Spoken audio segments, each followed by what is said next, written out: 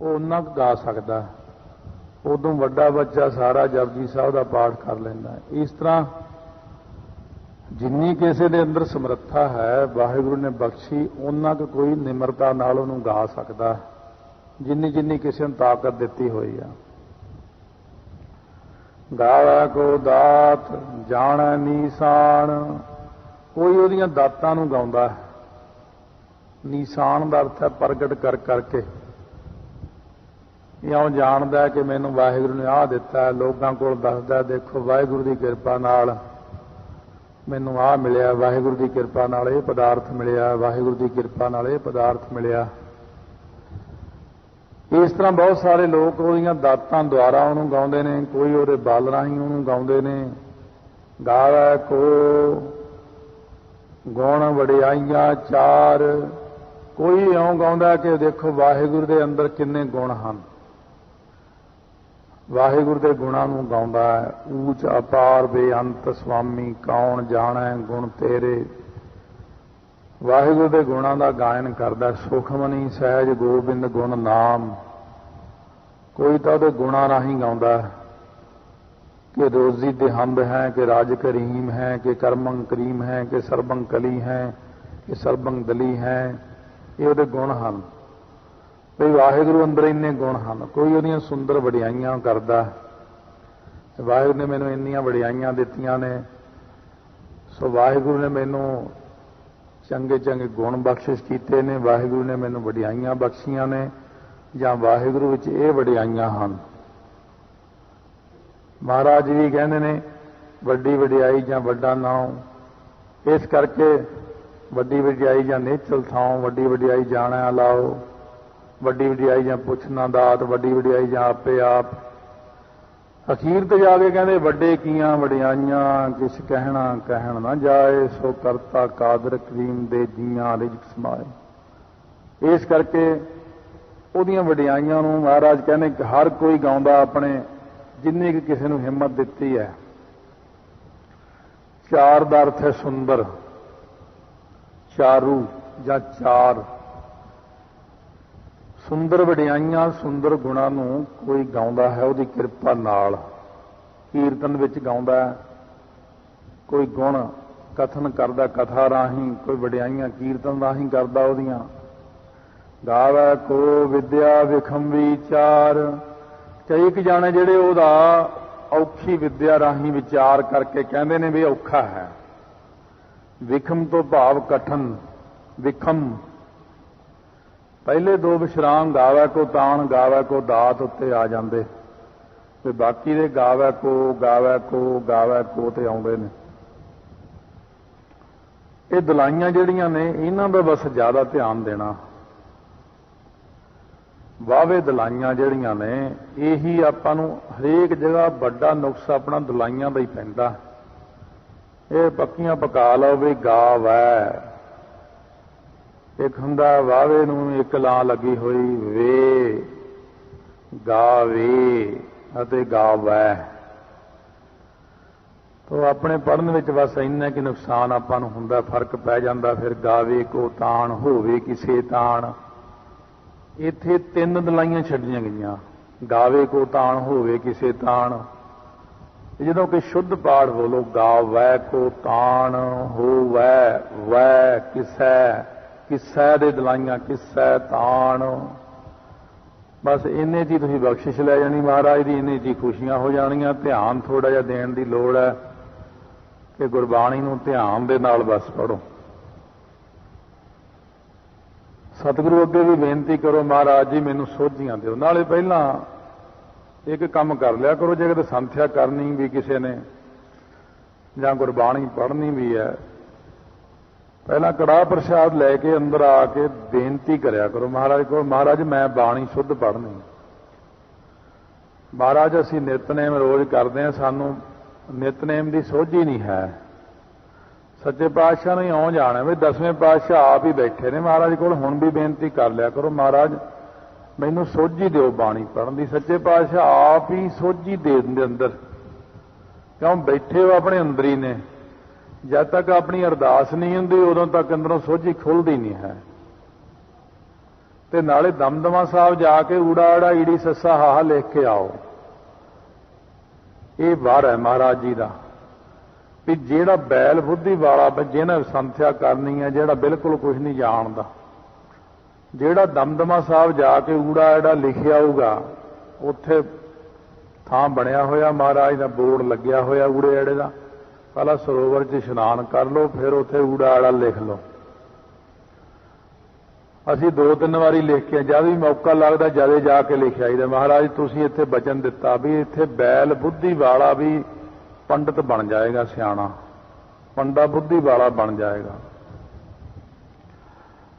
ਮੈਂ ਤਾਂ ਆਮ ਵੀ ਵੈਸੇ ਇਹੀ ਪ੍ਰਚਾਰ ਕੀਤਾ ਹੋਇਆ, ਬਹੁਤ ਕੈਸਟਾਂ ਦੇ ਵਿੱਚ ਵੀ, ਹੋਰ ਸੰਥਿਆ ਕੈਸਟਾਂ ਵਿੱਚ ਵੀ। ਮੈਂ ਹੁਣ ਵੀ ਇਹੀ ਬੇਨਤੀ ਕਰਦਾ ਵੀ 10ਵੇਂ ਪਾਤਸ਼ਾਹ ਨੇ ਆਪਾਂ ਨੂੰ, ਗੁਰੂ ਨਾਨਕ ਦੇਵ ਜੀ ਨੇ ਦਿੱਤਾ ਬਹੁਤ ਕੁਛ ਹੈ, ਪਰ ਆਪਾਂ ਅਵੇਸਲਾਪੁਣਾ ਜ਼ਿਆਦਾ ਕਰ ਲੈਂਦੇ।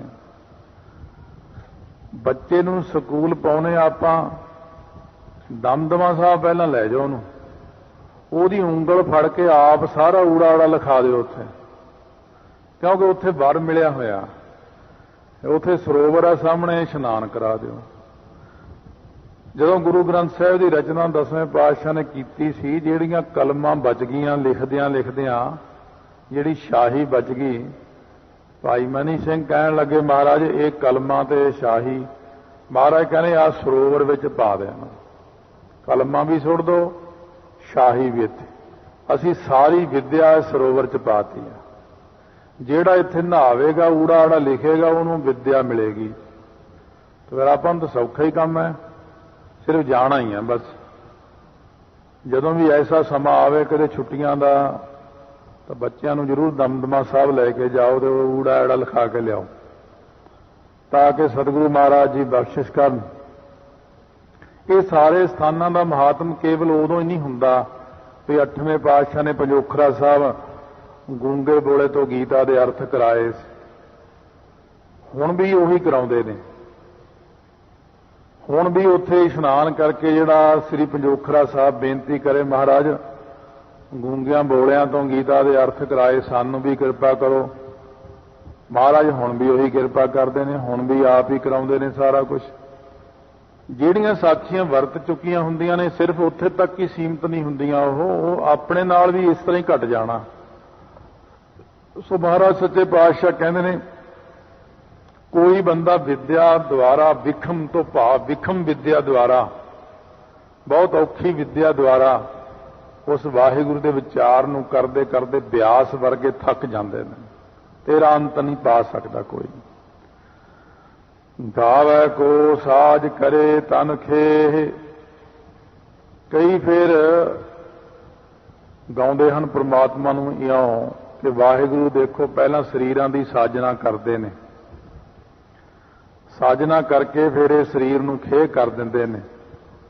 ਖੇਹ ਕਰਕੇ ਫਿਰ ਉਹ ਜੀਵ ਆਤਮਾ ਤਾਂ ਜਿਉਂਦਾ ਹੀ ਰਹਿੰਦਾ, ਫਿਰ ਉਹਨੂੰ ਸਰੀਰ ਦੇ ਦਿੰਦੇ ਨੇ, ਫਿਰ ਸਾਜਨਾ ਕਰ ਦਿੰਦੇ ਨੇ।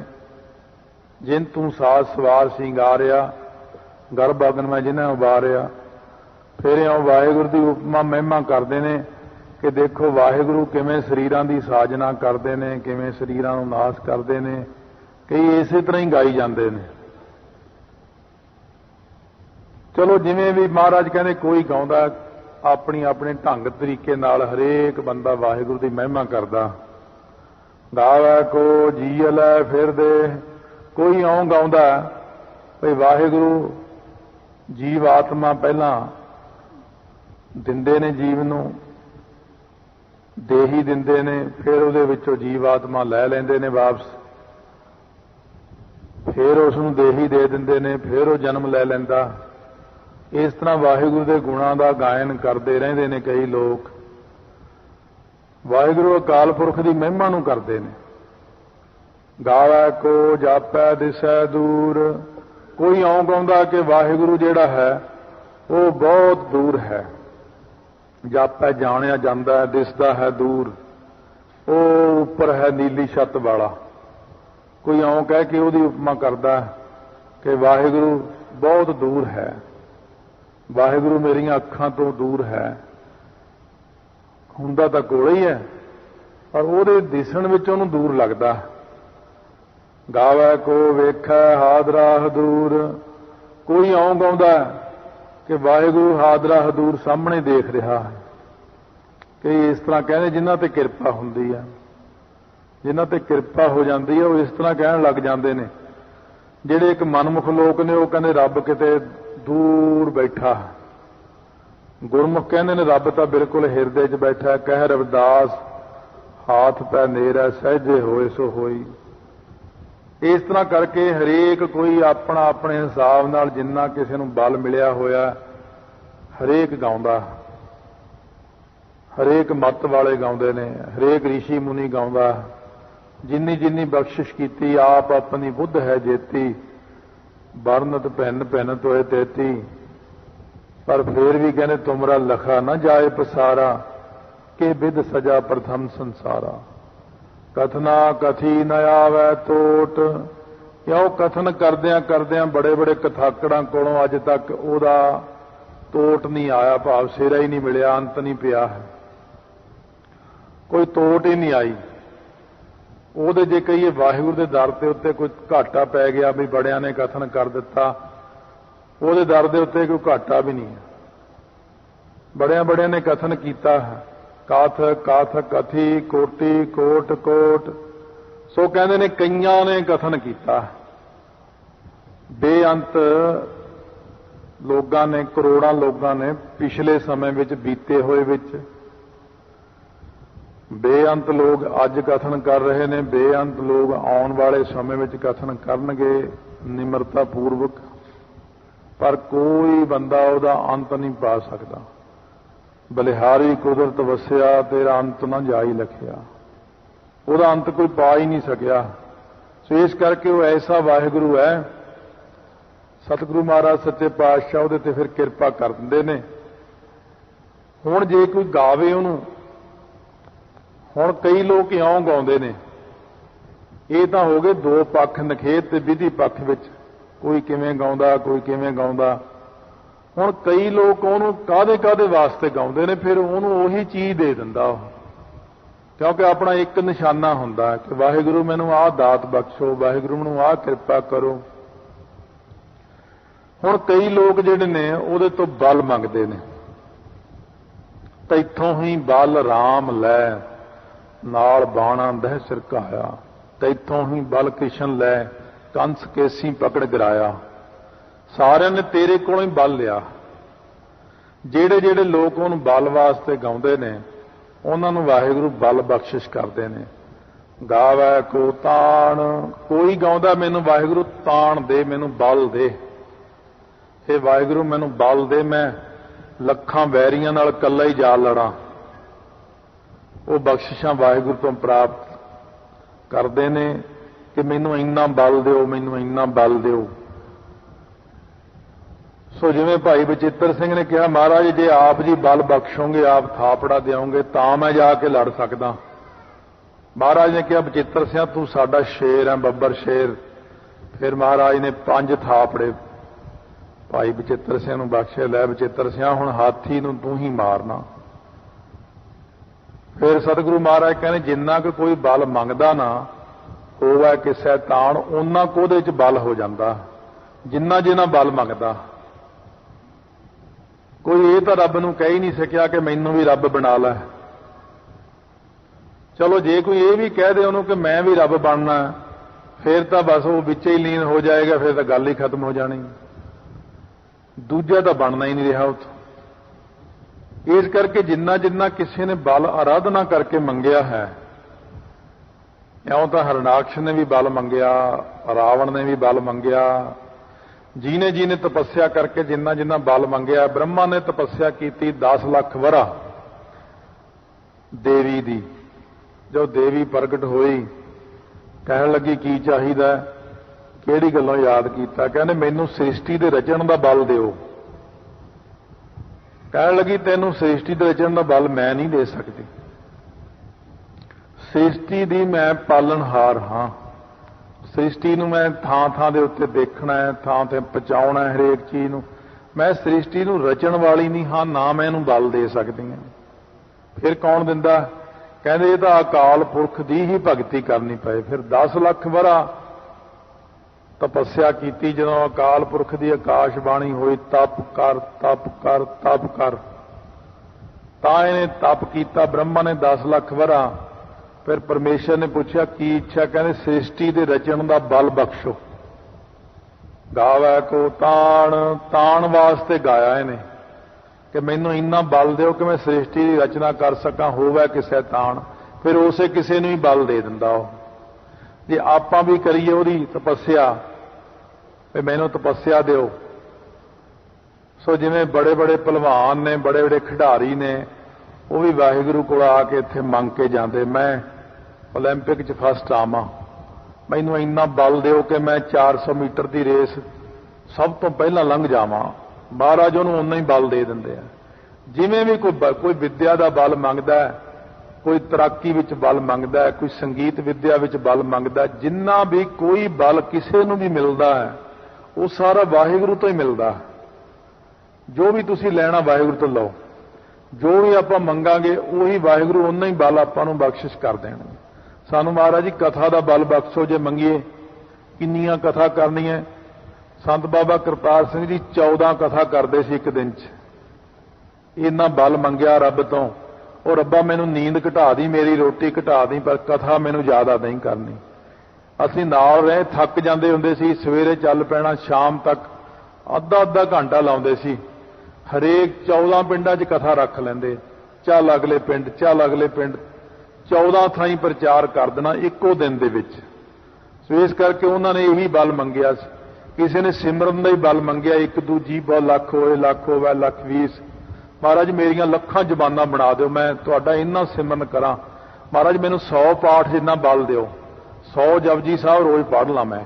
ਇਹ ਵੀ ਤਾਂ ਪਹਿਲਾਂ ਕੜਾਹ ਪ੍ਰਸ਼ਾਦ ਕਰਕੇ ਬੇਨਤੀ ਕਰਨੀ ਪੈਣੀ, ਵੀ ਇੰਨਾ ਬਲ ਬਖਸ਼ੋ। ਕਈ ਸਿੰਘ ਅਰਦਾਸ ਕਰਕੇ ਤਾਬਿਆ ਬਹਿ ਕੇ, ਮਹਾਰਾਜ ਮੈਨੂੰ ਇਕੱਲੇ ਨੂੰ ਹੀ ਅਖੰਡ ਪਾਠ ਕਰਨ ਦਾ ਬਲ ਬਖਸ਼ੋ। ਫਿਰ ਉਹ ਇਕੱਲੇ ਹੀ ਕਰ ਲੈਂਦੇ। ਜਿਹਾ ਜਿਹਾ ਮਰਜ਼ੀ ਮੰਗ ਲਓ ਮਹਾਰਾਜ ਤੋਂ, ਉਹੋ ਜਿਹੀ ਬਲ ਅਕਾਲ ਪੁਰਖ ਜੀਵ ਨੂੰ ਬਖਸ਼ਿਸ਼ ਕਰ ਦਿੰਦੇ ਨੇ। ਦਾਵੈ ਕੋ ਦਾਤ, ਜਾਣੈ ਨੀਸਾਨ। ਕਈ ਦਾਤਾਂ ਵਾਸਤੇ ਉਹਨੂੰ ਗਾਉਂਦੇ ਨੇ, ਪ੍ਰਮਾਤਮਾ ਨੂੰ ਦਾਤਾਂ ਲਈ ਗਾਉਂਦੇ ਨੇ। ਮੈਨੂੰ ਧਰਮ ਦਿਓ, ਅਰਥ, ਕਾਮ, ਮੋਖ। ਅੱਛਾ ਭਈ ਤੂੰ ਇਹ ਲੈ ਲੈ। ਕਈ ਜਿਹੜੇ ਨੇ ਉਹ ਕਹਿੰਦੇ ਮੈਨੂੰ ਨਾਮ ਪਦਾਰਥ ਦਿਓ, ਪ੍ਰੇਮ ਪਦਾਰਥ, ਗਿਆਨ ਪਦਾਰਥ, ਮੁਕਤ ਪਦਾਰਥ ਬਖਸ਼ੋ। ਕਹਿੰਦੇ ਚੰਗਾ ਭਈ ਤੂੰ ਇਹ ਲੈ ਲੈ। ਕਈ ਕਹਿੰਦੇ ਨੇ ਮਹਾਰਾਜ ਮੈਨੂੰ ਆਹ ਦਾਤਾਂ ਦਿਓ, ਉਹ ਲੈਣੇ। ਜਾਣੈ ਨੀਸਾਨ, ਨੀਸਾਨ ਹੁੰਦਾ ਪ੍ਰਗਟ। ਕਈ ਕਹਿੰਦੇ ਨੇ ਮੈਂ ਤੈਨੂੰ ਪ੍ਰਗਟ ਹੀ ਆਪਣੇ ਸਾਹਮਣੇ ਦਰਸ਼ਨ ਕਰਨਾ ਚਾਹੁੰਦਾ ਤੇਰੇ, ਮੈਨੂੰ ਦਰਸ਼ਨ ਦਿਓ। ਕਿਵੇਂ? ਮਹਾਰਾਜ 10ਵੇਂ ਪਾਤਸ਼ਾਹ ਗੰਗਾ ਦੇ ਕਿਨਾਰੇ ਜਦੋਂ ਖੇਡ ਰਹੇ ਪਟਨਾ ਸਾਹਿਬ ਬੱਚਿਆਂ ਦੇ ਨਾਲ, 4 ਸਾਲ ਦੀ ਸਾਰੀ ਉਮਰ ਹੈ, 4-5 ਸਾਲ ਦੀ। ਪੰਡਤ ਸ਼ਿਵਦੱਤ ਆਪਣੇ ਮੰਦਿਰ ਦੇ ਵਿੱਚ ਬੈਠਾ ਪੂਜਾ ਕਰ ਰਿਹਾ ਹੈ। ਗੰਗਾ ਦੇ ਕਿਨਾਰੇ ਹੀ ਹੈ ਮੰਦਿਰ ਉਹ। ਪੰਡਤ ਸ਼ਿਵਦੱਤ ਨੂੰ ਇੰਨੀ ਸ਼ਰਧਾ ਹੋਈ, ਕਹਿੰਦਾ ਜੇ ਤੁਸੀਂ ਅਕਾਲ ਪੁਰਖ ਦਾ ਅਵਤਾਰ ਹੋ ਤੇ ਮੇਰੀ ਇੱਕ ਸ਼ਰਧਾ ਪੂਰੀ ਕਰ ਦਿਓ। ਐਉਂ ਮਨ ਦੇ ਅੰਦਰ ਬੈਠਾ ਸੋਚਦਾ, ਸਮਾਧੀ ਲਾ ਕੇ, ਵੀ ਮੈਨੂੰ ਰਾਮਚੰਦਰ ਜੀ ਦੇ ਰੂਪ ਵਿੱਚ ਦਰਸ਼ਨ ਦੇ ਦਿਓ। ਜਾਣੈ ਨੀਸਾਨ, ਪ੍ਰਗਟ ਹੀ ਮੈਨੂੰ ਇਉਂ ਦਰਸ਼ਨ ਦਿਓ। ਜਿਵੇਂ ਜਿਵੇਂ ਕਿਸੇ ਨੇ ਦਰਸ਼ਨ, ਵੈਸੇ ਉਹਦਾ ਕੋਈ ਦਰਸ਼ਨ ਨਹੀਂ ਹੈ, ਵਾਸਤਵ ਦੇ ਵਿੱਚ ਵਾਹਿਗੁਰੂ ਦਾ ਕੋਈ ਦਰਸ਼ਨ ਨਹੀਂ ਹੈ, ਵਾਹਿਗੁਰੂ ਪ੍ਰਕਾਸ਼ ਰੂਪ ਹੀ ਹੈ।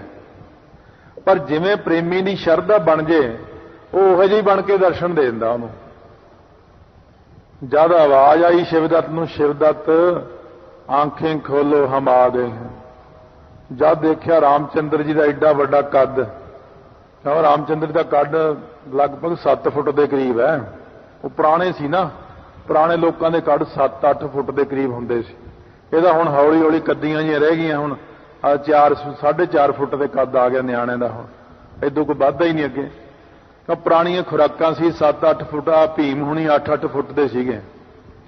ਸੋ ਇਸ ਕਰਕੇ ਰਾਮਚੰਦਰ ਜੀ ਜਦ ਆ ਕੇ ਉਹਨਾਂ ਬਸਤਰਾਂ 'ਚ ਦਰਸ਼ਨ ਦਿੱਤੇ ਤਾਂ ਉਸ ਵਕਤ ਨਿਹਾਲ ਹੋ ਗਿਆ, ਚਰਨੀ ਪੈ ਗਿਆ। ਜਦ ਉੱਪਰ ਉੱਠਿਆ ਤਾਂ ਮਹਾਰਾਜ ਸਾਹਮਣੇ 4 ਸਾਲ ਦੀ ਉਮਰ 'ਚ ਖੜੇ ਹੱਸਦੇ ਨੇ। ਕਹਿੰਦੇ ਹੋ ਗਏ ਸ਼ਿਵਦੱਤ ਦਰਸ਼ਨ? ਕਹਿੰਦੇ ਹਾਂ ਜੀ। ਹੋ ਗਈ ਤੇਰੀ ਇੱਛਾ ਪੂਰੀ? ਕਹਿੰਦੇ ਹਾਂ ਜੀ। ਕਹਿੰਦੇ ਲੈ ਇੱਥੇ ਬੈਠ ਕੇ ਭਜਨ ਕਰਿਆ ਕਰ, ਸੇਵਾ ਕਰਿਆ ਕਰ। ਉਹ ਜਿਵੇਂ ਵੀ ਕੋਈ ਕਹੇ ਕਿ ਮੈਨੂੰ ਇਸ ਰੂਪ ਵਿੱਚ ਦਰਸ਼ਨ ਚਾਹੀਦੇ ਤੇਰੇ, ਉਸੇ ਰੂਪ ਵਿੱਚ ਦਰਸ਼ਨ ਦੇਣ। ਜਿਵੇਂ ਗੁਰੂ ਅਰਜਨ ਦੇਵ ਜੀ ਕੋਲ ਭੱਟ ਇਹ ਆਏ ਚੱਲ ਕੇ ਭੱਟ, ਸੋ ਕਹਿਣ ਲੱਗੇ ਮਹਾਰਾਜ ਸਾਨੂੰ ਵਿਸ਼ਨੂੰ ਜੀ ਦੇ ਰੂਪ ਵਿੱਚ ਦਰਸ਼ਨ ਦੇਣ ਤਾਂ ਅਸੀਂ ਮੰਨਾਂਗੇ। ਵਿਸ਼ਨੂੰ ਰੂਪ ਵਿੱਚ ਦਰਸ਼ਨ ਹੋ ਗਏ। ਤੀਜੇ ਪਾਤਸ਼ਾਹ ਕੋਲ ਪੰਡਤ ਮਾਈ ਦਾਸ ਆਇਆ, ਵਿਸ਼ਨੂੰ ਦੇ ਰੂਪ ਦਰਸ਼ਨ ਕਰ ਲਏ, ਕ੍ਰਿਸ਼ਨ ਜੀ ਦੇ ਰੂਪ ਦਰਸ਼ਨ ਕਰ ਲਏ, ਮੈਨੂੰ ਫਲਾਣੇ ਰੂਪ ਦਰਸ਼ਨ ਦਿਓ, ਕਿਉਂਕਿ ਸਾਰੇ ਤਾਂ ਤੇਰੇ ਵਿੱਚ ਹੀ ਸਮਾਏ ਹੋਏ ਰੂਪ ਨੇ। ਤੁਸੀਂ ਜਿਹੜਾ ਮਰਜ਼ੀ ਰੂਪ ਕੱਢ ਕੇ ਬਾਹਰ ਉਹਨੂੰ ਦਿਖਾ ਦਿਓ ਪ੍ਰੇਮੀ ਨੂੰ, ਵਾਸਤਵ ਚ ਤੁਹਾਡਾ ਕੋਈ ਰੂਪ ਨਹੀਂ ਹੈ। ਚੱਕਰ ਚਿਹਨ ਅਰ ਬਰਨ ਜਾਤ ਅਰ ਪਾਤ ਨਹਿਨ, ਜੇ ਰੂਪ ਰੰਗ ਅਰ ਰੇਖ ਭੇਖ ਕੋ ਕਹਿ ਨਾ ਸਕਤ ਕੇ, ਕੁਝ ਵੀ ਨਹੀਂ ਹੈ ਇੱਥੇ ਵੈਸੇ।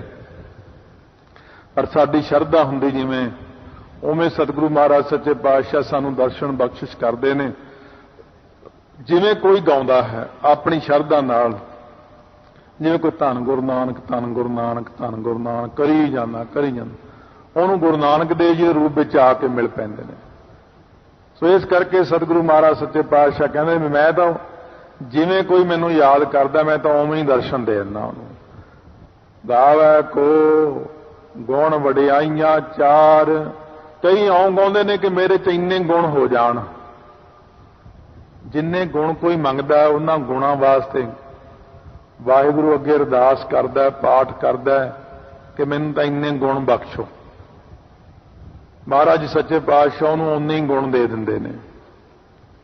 ਕਿਸੇ ਵੀ ਕੰਮ ਲਈ ਤੁਸੀਂ ਆਰਾਧਨਾ ਕਰ ਲਓ, ਵਾਹਿਗੁਰੂ ਮੰਤਰ ਦੀ, ਮੂਲ ਮੰਤਰ ਦੀ, ਜਪਜੀ ਸਾਹਿਬ ਦੀ, ਸੁਖਮਨੀ ਸਾਹਿਬ ਦੀ, ਤੇ ਮਹਾਰਾਜ ਸੱਚੇ ਪਾਤਸ਼ਾਹ ਮੈਨੂੰ ਇੰਨਾ ਸੋਹਣਾ ਚਿੱਤਰਕਾਰ ਬਣਾ ਦਿਓ, ਮੈਂ ਇਹਦੇ ਵਰਗਾ ਦੁਨੀਆ 'ਚ ਨਾ ਕੋਈ ਹੋਵੇ। ਉਹ ਹੈ ਜੀ ਬਣਾ ਦੇਣਗੇ। ਲੈ ਬਈ ਸੋਭਾ ਸਿੰਘ ਤੇਰੇ ਵਰਗਾ ਕੋਈ ਨਾ ਹੋਏਗਾ। ਸੋਭਾ ਸਿੰਘ ਦੇ ਚਿੱਤਰ ਦੇਖਦਿਆਂ ਇਉਂ ਪ੍ਰਤੀਤ ਹੁੰਦਾ ਮਹਾਰਾਜ ਸਾਹਮਣੇ ਸਾਖਿਆਤ ਖੜੇ ਨੇ। ਸੋਭਾ ਸਿੰਘ ਨੂੰ ਉਹ ਗੁਣ ਦੇ ਦਿੱਤਾ। ਭਾਈ ਸੁਰਜਨ ਸਿੰਘ ਰਾਗੀ ਨੇ ਮੰਗਿਆ, ਮਹਾਰਾਜ ਇੱਕ ਐਸੀ ਕੀਰਤਨ ਦੀ ਦਾਤ ਬਖਸ਼ੋ ਜਿੱਥੇ ਬੈਠ ਕੇ ਕਰਾਂ ਬਸ ਸੰਗਤ ਨਿਹਾਲ ਹੋ ਜਾਏ। ਲੈ ਬਈ ਸੁਰਜਨ ਸਿੰਘ ਤੈਨੂੰ ਕੀਰਤਨ ਦੀ ਦਾਤ ਦਿੱਤੀ।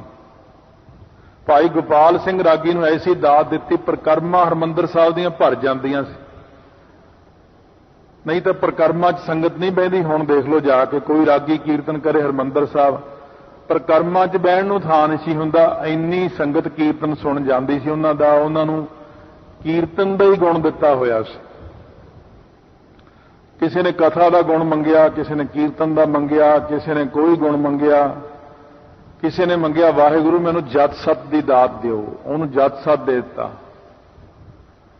ਜਿਹਨੇ ਜਿਹੜਾ ਵੀ ਗੁਣ ਮੰਗਿਆ ਸਤਿਗੁਰੂ ਮਹਾਰਾਜ ਨੇ ਉਹਨੂੰ ਉਹੀ ਗੁਣ ਦੀ ਦਾਤ ਦਿੱਤੀ। ਕਿਸੇ ਨੇ ਮੰਗਿਆ ਮੈਨੂੰ ਸਾਰੇ ਹੀ ਗੁਣ ਦੇ ਦਿਓ, ਕਹਿੰਦੇ ਸਾਰੇ ਹੀ ਲੈ ਲਾ। ਸੋ ਕੋਈ ਵਾਹਿਗੁਰੂ ਤੋਂ ਮੰਗਦਾ ਵਡਿਆਈਆਂ ਬਖਸ਼ੋ, ਨਾਮ ਦੀਆਂ ਵਡਿਆਈਆਂ ਦਿਓ। ਬਸ ਮੈਨੂੰ ਤਾਂ ਕਿਰਪਾ ਕਰਕੇ ਇਹ ਵਡਿਆਈ ਦਿਓ ਕਿ ਨਾਮ ਦੀ ਵਡਿਆਈ ਮਿਲੇ।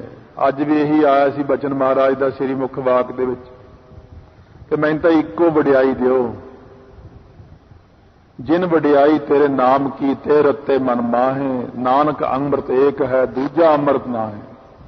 ਚਾਰ ਤੋਂ ਭਾਵ ਸੁੰਦਰ, ਤੇਰੀਆਂ ਸੁੰਦਰ ਵਡਿਆਈਆਂ ਕਰਨ ਦਾ ਮੌਕਾ ਦਿਓ। ਮੈਨੂੰ ਵਡਿਆਈਆਂ ਬਖਸ਼ੋ ਨਾਮ ਦੀਆਂ, ਮੈਨੂੰ ਚੰਗੇ ਗੁਣ ਦਿਓ ਮਹਾਤਮਾ ਵਾਲੇ।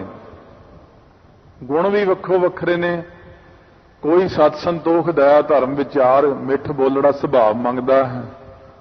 ਕੋਈ ਕਹਿੰਦਾ ਮੈਨੂੰ ਦੁਨਿਆਵੀ ਗੁਣ ਦਿਓ, ਇੰਨਾ ਗੁਣ ਦਿਓ ਜਿਸ ਕਰਕੇ ਮੇਰੇ ਕੋਲ ਪੈਸਾ ਹੀ ਪੈਸਾ। ਕੋਈ ਗੁਣ ਪੈਸਿਆਂ ਲਈ ਮੰਗਦਾ, ਕੋਈ ਕਿਵੇਂ ਮੰਗਦਾ। ਤੇਰੇ ਦਰ ਤੋਂ ਜਿਹਾ ਜਿਹਾ ਕਿਸੇ ਨੇ ਆ ਕੇ ਮੰਗਿਆ ਉਹਨੂੰ ਤੂੰ ਉਹ ਹੈ ਜੀ ਗੁਣ ਦੇ ਦਿੱਤਾ। ਜਿਹਨੇ ਜੋ ਮੰਗਿਆ ਉਹਨੂੰ ਉਹੀ ਮਿਲ ਜਾਣਾ। ਮਹਾਰਾਜ ਕਹਿੰਦੇ ਤੈਨੂੰ ਕੀ ਗੁਣ ਚਾਹੀਦਾ? ਮਹਾਰਾਜ ਮੇਰੇ 'ਚ ਤਾਂ ਕੋਈ ਗੁਣ ਹੀ ਨਹੀਂ, ਮੈਨੂੰ ਤਾਂ ਕੋਈ ਪੁੱਛਣਾ ਹੀ ਨਹੀਂ। ਮੈਨੂੰ ਤਾਂ ਮਹਾਰਾਜ ਉਹਨੂੰ ਉਹੀ ਗੁਣ ਦੇ ਦਿੰਦੇ ਨੇ। ਲਾਲ ਚੰਦ ਹਲਵਾਈ ਭੰਗਾਣੀ ਵਾਲੇ ਯੁੱਧ 'ਚ 10ਵੇਂ ਪਾਤਸ਼ਾਹ ਨੂੰ ਕਹਿੰਦਾ, ਕੋਲ ਖੜ ਗਿਆ ਹੱਥ ਜੋੜ ਕੇ, ਕਹਿੰਦੇ ਆ ਬਈ ਲਾਲ ਚੰਦ, ਮਹਾਰਾਜ ਮੈਨੂੰ ਇੱਕ ਅਫਸੋਸ ਹੈ। ਕਹਿੰਦੇ ਕੀ? ਕਹਿੰਦੇ ਮਠਿਆਈਆਂ ਤਾਂ ਮੈਂ ਬਹੁਤ ਖਵਾਈਆਂ ਸੰਗਤ ਨੂੰ ਲੰਗਰ 'ਚ ਬਣਾ ਬਣਾ ਕੇ, ਆਹ ਜੰਗ ਜਾ ਦੇਖ ਕੇ ਮੇਰਾ ਵੀ ਮਨ ਕਰਦਾ, ਪਰ ਮੇਰੇ 'ਚ ਆ ਗੁਣ ਨਹੀਂ ਨਾ ਹੈ ਵੀ ਮੈਂ ਤਲਵਾਰ ਚਲਾ ਸਕਾਂ। ਮਹਾਰਾਜ ਕਿਤੇ ਮੈਨੂੰ ਵੀ ਇਹ ਬਖਸ਼ਿਸ਼ ਕਰੋ ਗੁਣ ਦੀ। ਮਹਾਰਾਜ ਕਹਿੰਦੇ ਇਹ ਕਿਹੜਾ ਔਖਾ, ਆ ਲੈ ਫੜ ਢਾਲ, ਆ ਸ੍ਰੀ ਸਾਹਿਬ, ਆ ਦੇਖ। ਆਪ ਹੀ ਸਿਖਾਉਣ ਲੱਗ ਗਏ ਮਹਾਰਾਜ। ਉਧਰ ਜੰਗ ਚੱਲ ਰਿਹਾ ਸਾਹਮਣੇ, कहने ला जा कोई श्री साहब मारे ना अग्यों तो ढाल ऐ करदी खब्बे पास्यों, जद मौका जा देखे खाली उधरों मैं गाटा ला दी। फिर कहना जी 7 वचन चढ़ाता घोड़े ते। देखो एट ए टाइम ही गुण दिंदा वो, ये नहीं हुंदा भी फेर दऊगा। जिवें छज्जू झौर दे सिर ते हथ रख के उसे वक्त ही अर्थ करवाते, लाल चंद हलवाई नूं उसे वक्त ही जंग विच लड़वाता। शुभ गुण देण लग्गियां देर नहीं लाउंदे सच्चे पातशाह। जे आपां कहीए मेरे च तां ये गुण नहीं, मैं पता नहीं कद जाके सिखांगा, महाराज कहने हुणे सिखा दने तैनूं, देर नहीं लाउंदे। जिवें पहिलां भी आप नूं सुणाया सी प्रसंग, बई बंदे ने महाराज नूं कहा महाराज मैं टीरा, मैनूं लोग टीरा टीरा कहंदे, मेरी अख 'च टीर पैंदा। महाराज कहने अखां बंद करता, जरा खोल हुण अपनी अखां। कहने जा शीशे 'च देख के आ। या शीशे देखिया, कहना महाराज हुण तां चंगियां भलियां ने। महाराज कहने कुछ भी नहीं होया है, की होया? इस करके पातशाह कोल तां उसे वक्त ही किरपा हुंदी है। बस पिछे ਉਹਦੇ एक चीज खड़ी सी, वो बंदे ने जिन्हें चीज मंगी आ ना, ਉਹਦੇ मगर ਉਹਦੀ कमाई काम करदी है। ਆਪਾਂ बिना कमाई तो आके मंगते हैं ना, इस गल्लों काम खराब हुंदा अपना। पहला कमाई करो, मेहनत करो, अभ्यास करो, बाणी पढ़ो, तां आके मंगो, तां छेती मिलती चीज। ते आपां फोकट मंगते हैं महाराज तो कि एवें ही पता नहीं खड़ जाएंगे आके महाराज बख्शिश कर देंगे। महाराज कहने भाई इउं नहीं, पहला मेहनत करो, कमाई करो, अभ्यास करो, मर्यादा कमाओ। गावै को विद्या विखम विचार, कोई वाहिगुरू तो इउं मंगदा कि मैनू विखम कठन विद्या की दात बख्शो, जिहड़ी विद्या किसी नूं ना आवे वो मैनू दिओ, वेदांत की विद्या मैनू बख्शो। सो इसे प्रकार ज्योतिष के 6 अंग ने, वेद के 6 अंग ने, 6 दियां 6 विद्या मंगदा। कठन विद्या लई लोग कराउंदे नहीं अखंड पाठ भी, कि साडा बच्चा फलाने पेपर चों पास हो जाए, इहनूं विद्या की दात देण महाराज। महाराज सच्चे पातशाह आपे ही फिर विद्या दिंदे ने, आप ही किरपा करदे ने। किसी नूं डॉक्टर बनाउंदे ने, किसी नूं इंजीनियर बना दिंदे ने, किसी नूं कुछ बना दिंदे ने, किसी नूं हरेक प्रकार की विद्या जिहड़ी आ ना सच्चे पातशाह बख्शिश करदे ने। जिवें किसी जोतशी ने आके मत्था टेक के महाराज अगे हाथ जोड़े, महाराज 10वें पातशाह नूं कहण लग्या महाराज मेरे ते किरपा करो। कहंदे की चाहिए? महाराज ज्योतिष विद्या का संपूर्ण ज्ञान हो जाए मैनू। महाराज हस के कहने चंगा जा हो जाऊगा। वो मंग लिया, उन्होंने उही देता। फिर महाराज सच्चे पातशाह जद जा रहे हजूर साहब नूं तां रास्ते दे विच फिर गए दमदमा साहब तो ਸਿੰਘਾਂ ਨੂੰ कहण लगे सारे इत्थे खड़े हो सी, काम जा आए जरा। पिंड दे विच इकल्ले ही चले गए, एक घर दे मूहरे खड़े हो गए जाके। वो अंदर घरदिਆਂ ਨੂੰ सुनेहा दिता भी बाहर कोई आया घोड़े ते। वो बड़ा बिरध हो गया। जब बाहर आया हौली हौली पछाणिया कि महाराज सच्चे पातशाह आए ने, चरनां ते सिर रख। महाराज कह रहे इस तां अगे जा रहे सी, मिलण आए हैं, लिया तेरी ज्योतिष देखिए, या जिहनूं मिलण जा रहे मिलेगा कि नहीं? महाराज सच्चे पातशाह ਉਹਦਾ ਤੁਹਾਡੇ ਜਾਣ ਤੋਂ ਪਹਿਲਾਂ ਹੀ मर जाएगा, ਉਹਨੇ ਤੁਹਾਨੂੰ ਕੀ मिलना? महाराज कहने क्यों? कहने महाराज ਉਹਦੇ ਭਾਗਾਂ 'ਚ ਤੁਹਾਡੇ दर्शन नहीं लिखे, जे ਉਹਨੂੰ दर्शन हो गए ਉਹਦਾ भला हो जाएगा, रब ने ਉਹਦਾ भला करना नहीं, इस करके वो पहले ही चढ़ाई कर जाएगा। औरंगजेब महाराज हस पे कहने हाँ इस तरह ही है, मैं सिर्फ तेनों देखण ही आया सी भी तेरे अंदर हुण किन्ना क चानण है। सो इस करके महाराज तो जिन्हें जिहड़ी विद्या का विचार मंग लिया, महाराज ने उन्होंने उही बख्शिश कर दी। विद्या कोई भी मंग लो, कीर्तन विद्या मंग लो, कीर्तन वालिਆਂ ਨੂੰ कीर्तन की दात ਦਿੰਦੇ ਨੇ, कथा वालिਆਂ ਨੂੰ कथा की दात ਦਿੰਦੇ ਨੇ। ਜਿਹੜਾ भी ਆਪਾਂ विखम विचार मंगना है, महाराज तो औखे तो औखी विद्या मंगनी है, ਉਹੀ बख्शिशां करते सच्चे पातशाह। ਜਿਹੜਾ भी मंग ਲੈਂਦਾ उस उत्ते ਉਹੀ किरपा कर ਦਿੰਦੇ ਨੇ, वैसे भी किरपा कर ਦਿੰਦੇ ਨੇ। ਧੰਨਾ ਸਿੰਘ ਘਾਹੀ भाई नंद लाल ਨੂੰ ਲੰਘਦਿਆਂ देख के घोड़ियां की लिद साफ करता सी, अखां चों अथरू आ गए।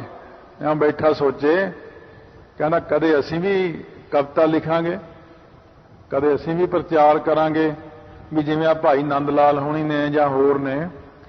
महाराज सच्चे पातशाह अंतरजामी जानी जान कहने पहरेदार नूं कहने धन्ना सिंह घाही नूं बुला के लियाओ। लियांदा। धन्ना सिया की गल दिल छड्डी बैठा। धन्ना सिया तेरी वर्गी तो कविता किसी ने लिखिया नहीं करनी, सब तो वधिया कविता होवेगी तेरी। धन्ना सिया तू तो सिक्खी का इन्ना प्रचार करेगा ना, आके बड़ी कथा करेगा तू। उदों का दिता होया वर धन्ना सिंह काही नूं फिर उन्हें बड़ा प्रचार किया आके। सो महाराज सच्चे पातशाह ने किरपा करती उहदे ते। गावै को साज करे तन खेह, कई वाहिगुरू नूं इस करके गाउंदे ने कि जिहड़ा साजिया होया शरीर है ना, ये थोड़ा जिहा अखर ब्रह्म ज्ञान का आ गया। हाँ